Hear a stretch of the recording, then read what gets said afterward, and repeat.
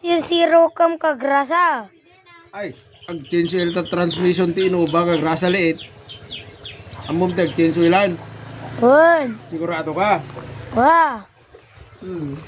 Ano ket nasa wundi change oil nga rod kag rasa. Ha? Agsukat a 7. Wan. So dita.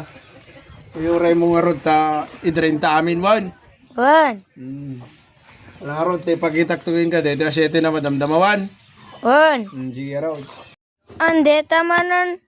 Ubra umon kagrasa. Kabarado mo tagong na eh.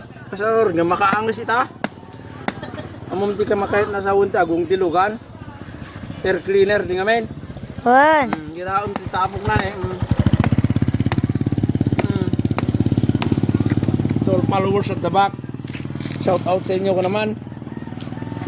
Shout out. Shut out. Ayaw.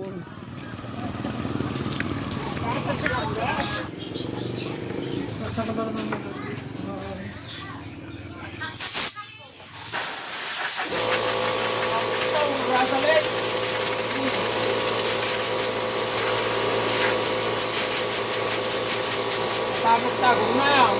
Wan.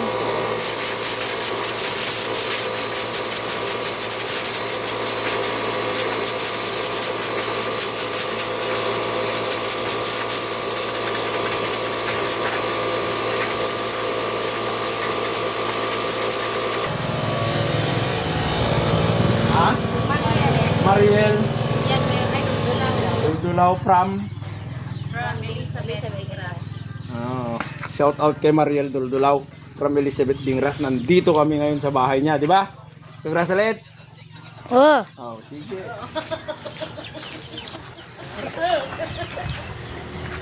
Hindi kinukatipan ko na nga pag yan anti-airbox na tilugan, ah. Tantandaan ang grasalit, ah. Wan. One. Okay. So lang nung ano eh. Isublim nung ka dito na eh. Kita ang ngamin natap na mum to bubraam. Sige lang nung kawan. Wan. Talmag mo, ilak mo. Ito na eh.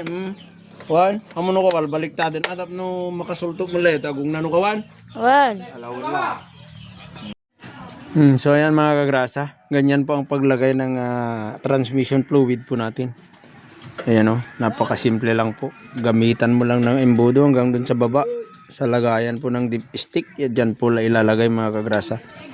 Bale, 5.5 po ito. Pero di lang natin alam kung paano natin na ituturo ko mamaya kung paano natin i-gauge.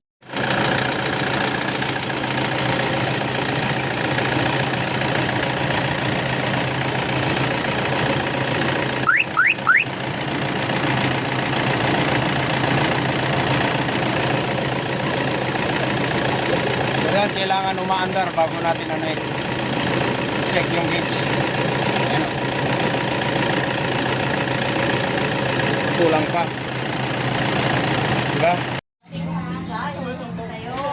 So ayan, magpa-final na po tayo mga kagrasa. Kailangan naka-andar tong makina.